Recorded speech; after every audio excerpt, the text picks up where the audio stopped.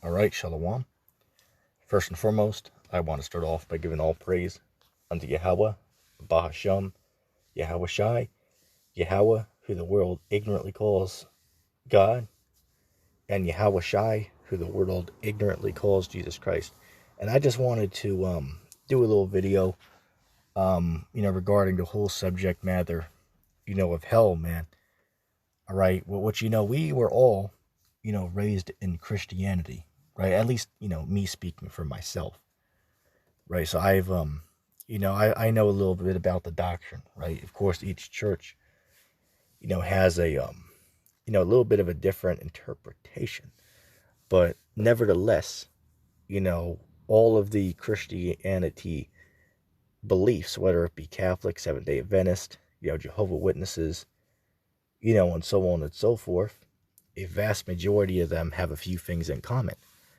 And what's one of those things in common? That, hey, look, if you're wicked, you're going to die and go straight to hell. Now, some of them believe in purgatory, which basically, when you die, you rest, and then later on, you go to hell, right? And they're still going off on that. Okay, they're a little bit more correct. I'll give them that in the understanding, but they're still in error of not knowing the scriptures. But Catholics, right? They believe that if you're, righteous, you're gonna die and go to heaven. And if you're wicked, you're going to die and go straight to hell. Right? That's what the doctrine is, but that's not true. Right? That's not in the Bible. Okay? Now, when you deal with what hell is in the Bible, because I agree that the Bible does use the word hell in many places. That is true.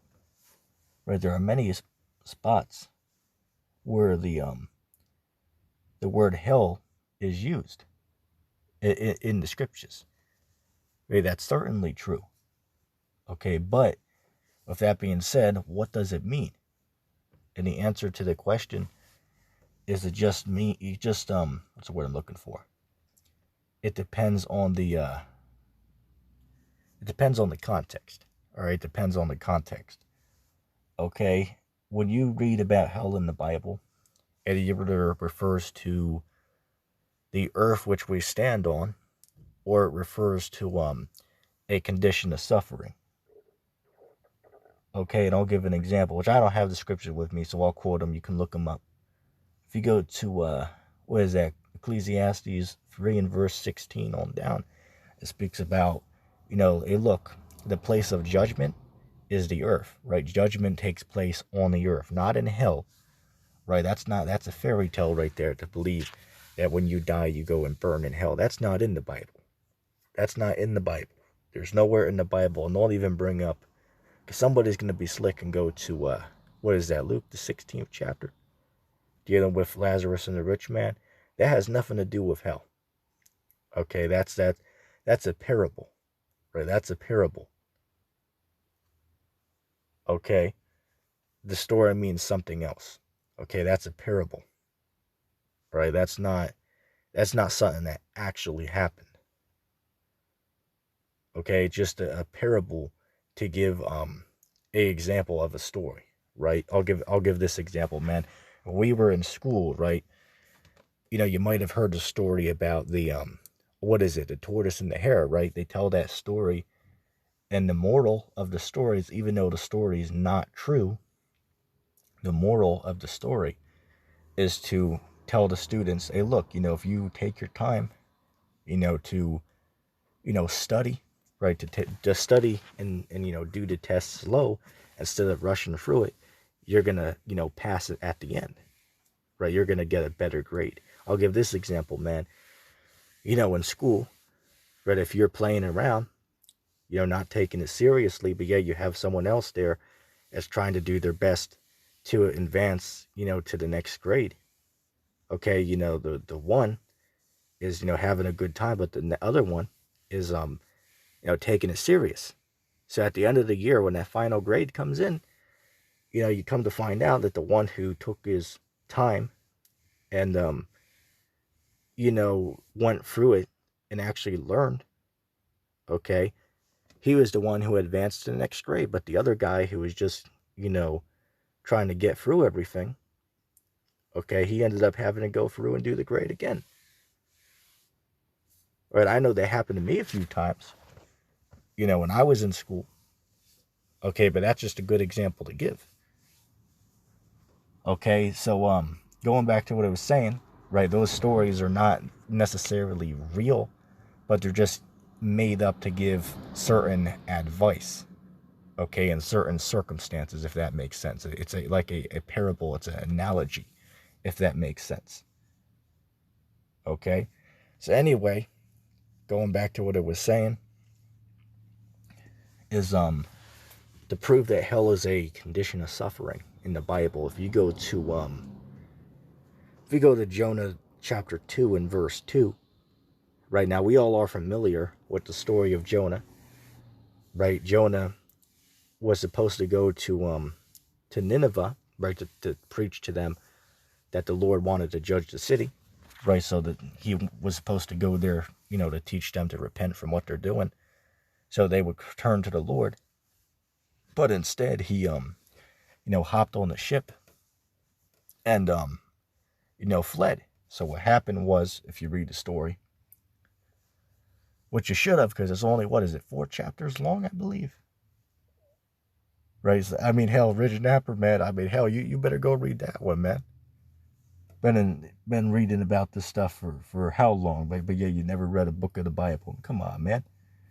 I'm not hating on the brother, but I mean, it's just, come on, man. That's embarrassing, man. Right? You should definitely, if you're into collecting books, I mean, I would think you'd want to read them. You know what I'm saying? And I'm not hating on the brother. I'm just saying, right? I'm just saying, you might want to go read that one. Anyway, I digress. So we all know the story. Okay, but here's the thing. Jonah was swallowed by a great fish, right? If you go to, what is that? If you go to Matthew, the 12th chapter and verse 40, it mentions it was a whale. All right, so that cuts what Mind of God said. Oh, it's talking about a UFO. How the hell is he coming to that conclusion? That's a story for another time. When he was in the fish, right, read Jonah chapter 2, verse 2, he said that he cried to the Lord out of the belly of hell. Wait a second. Jonah wasn't burning in hell. Jonah was in the belly of the whale. So why did he call it hell? Because hell can mean a condition of suffering, right? A low condition. That's why I'll give this example. You might have heard somebody make a statement before, right, who's going through a difficult time in life or through a difficult circumstance. They might say, I'm catching hell, is what they might say. Right? They might say, I'm catching hell. Does that mean they're actually burning on fire? And the answer is no. It just means that they're going through a difficult circumstance, if that makes sense. Okay? So Jonah 2 and 2 proves that hell in the Bible can mean a condition of suffering, not a physical place where you burn. I'll quote it again. He says, he cried unto the Lord out of the belly of hell. Now, Jonah was in the belly of a fish. He wasn't in a burning lake of fire. That's not where he was. Okay, so that's undeniable that hell in the Bible can mean a condition of suffering. Okay? Here's another good one. Because Christians will try to say that the lake of fire is hell, and that's what the Seventh-day Adventists believe, because I quoted them earlier, right? They teach that if you're wicked and you die today, you rest, right? And if you're righteous, you rest as well. Which that's correct, right? That's correct, and I might touch on that later. But then they go off, because then they say that that hell is the lake of fire. That can't be true. So if you go to what is that? Revelation chapter 20 and verse 14. It says that death and hell was cast into the lake of fire, right? Death and hell were cast into the lake of fire. So wait a second. I thought that hell was the lake of fire. So how the hell is hell being thrown into the lake of fire? No pun intended, right? But how the hell is hell being cast into hell? According to Christians, that's what they're saying. So now we understand that hell is not the lake of fire in the Bible. I'll quote it again, Revelation chapter 20 and verse 14. It says, and death and hell was cast into the lake of fire. Then it says what? That this is the second death. Okay?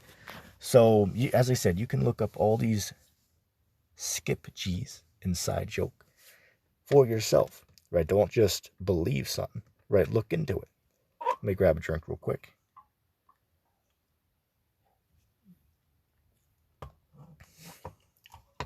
As far as the what I quoted earlier, let me give another example.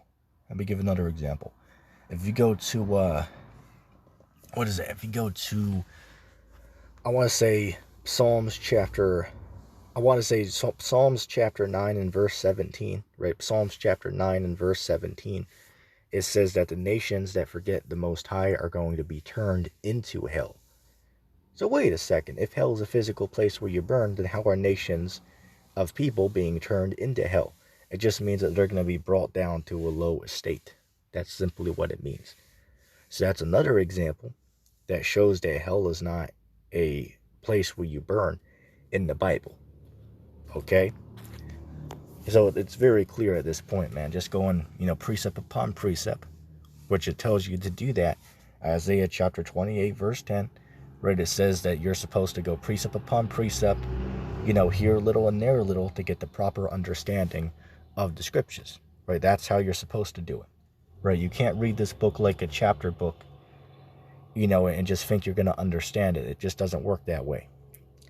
Okay, you're going to have to jump precept to precept, right? In order to understand something in the book of Mark, you might have to go back to the book of Exodus, right? You might have to go back there and read something there and connect it to, Mark, just to give that example, right? I could have gave any, book to prove that point. Okay, but that's the proper way to understand, okay? Bear with me for just a second.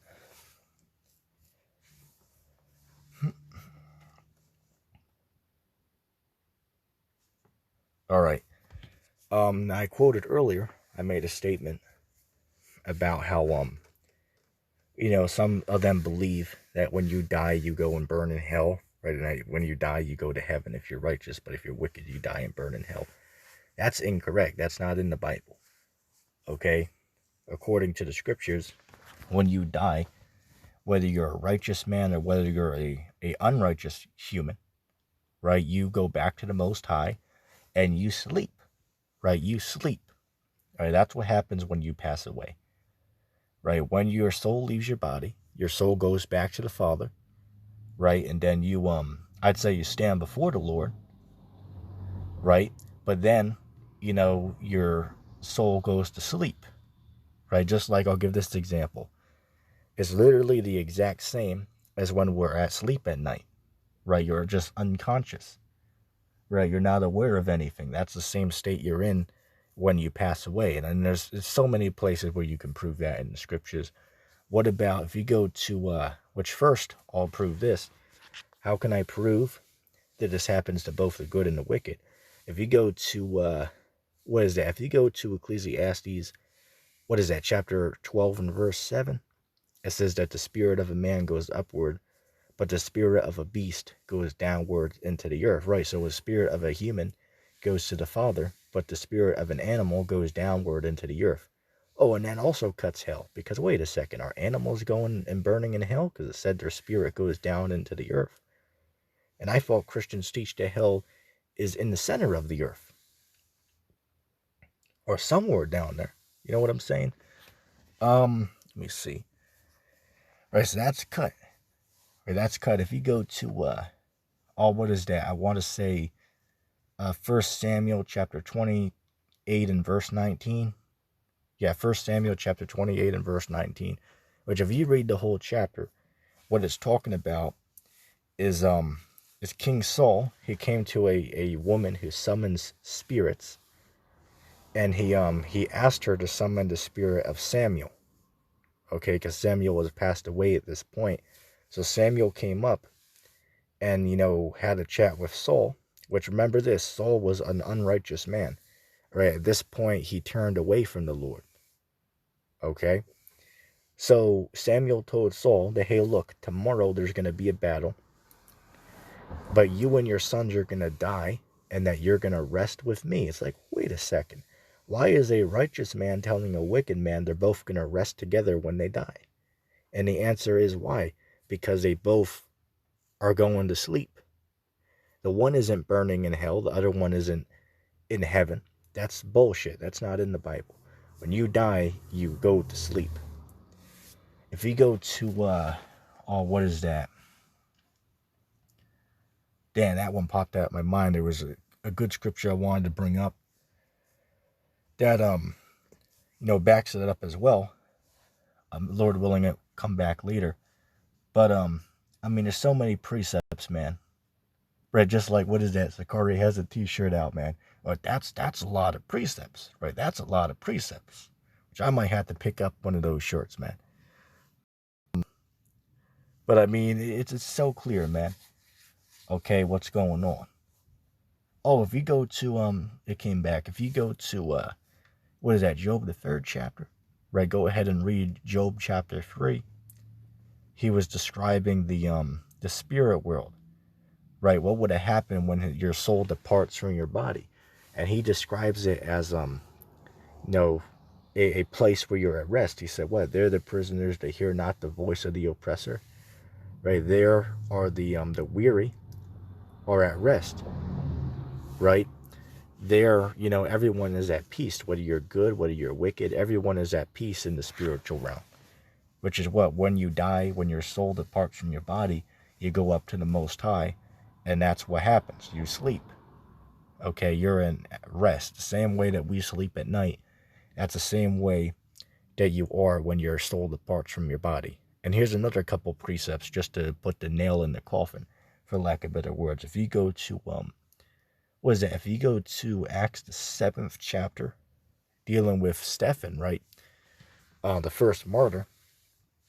If you read that, he was being stoned to death by the people that were there. And what it says is when he gave up the ghost, meaning what? When his soul departed from his body, it says that he fell asleep. Right? Go read it. That's what it says. It says that he fell asleep, meaning what? That he passed away. Okay? So that's a nail in the coffin. I got one more for you. If you go to what is that? John the 11th chapter. Start at verse 11 on down. All right, John 11:11. It talks about how that Christ went and rose Lazarus from the dead, right? But if you read it, Christ told the apostles and everyone that was there, oh, but he's just sleeping. And everyone laughed at him because like, oh, well, what are you saying? Right? They thought that that Christ was saying that he was just asleep. Okay, as of just taking a nap, right? But then he came out and plainly told them that no, he is dead. Right? So that's what he meant when he said he's asleep, that he is dead. Right? So that proves undeniably that when you die, you go to sleep. Whether you're righteous, whether you're wicked, that's where you go when you pass away. Okay, there is no spiritual place called hell where people go and burn. That's a Christian fairy tale, man. That's a Christian dogma. Look that word up. Wait, that's a philosophy. That these theological seminary schools, or as the Horror will call them, theological cemetery schools, inside joke, are teaching the people, man. It's just it's evident, man. Okay, the proof is in the pudding, as I like to say. Okay, the evidence presented, clearly, supports the case. Okay, so I just wanted to, do that video. I hope that was edifying. If anybody made it this far into the video, go ahead and put hashtag, let's do this. Go ahead and put hashtag hell in the comment section down below. Hashtag hell in the comment section down below. And yeah, I hope that was edifying, as I said, end off by giving all praise to Yahweh and the Son, Yahweh Shai. And I'm going to say shalom.